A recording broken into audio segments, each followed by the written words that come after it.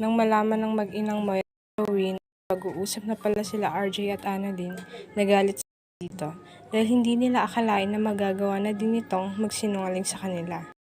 Sinabi ni Moira na sila Annalyn at Lynette gustong sirain ang pamilya nila. Hindi na siya papayag na gawin pa nila ulit iyon. Nagkalakas ng loob si RJ na pagtaasan ng boses si Moira.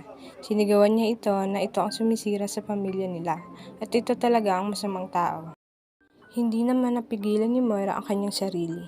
Nasampal niya ito matapos siyang sabihan ng masakit na salita ni RJ. Napasigaw na lang si Zoe nang nakikita ang mami-daddy niya na nagkakasakitan. Pag-uwi ni Annalyn sa kanila, napansin ng nanay niya na may dumi sa katawan nito. Nung malaman ni Lynette na tatay pala ni Annalyn ang kikitain sana nito, pero ang dumating ay si Moira, nagalit siya kay Annalyn.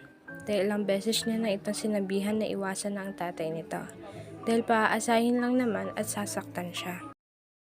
Pero sagot naman ni Annalyn na sana intindihin naman siya. Dahil gusto lang naman niyang makasama ang tatay niya. Kinausap ni Dr. Enriquez sila Annalyn at Dr. Lindon, may pagkakaiba man sila. Pero pareho silang professionals, parehong ituturing ang isa't isa na may respeto. Sumagot si Dr. Lindon na lagi naman siyang professional. Hindi siya katulad ng pamilya ni Annalyn na para magkaroon ng problema.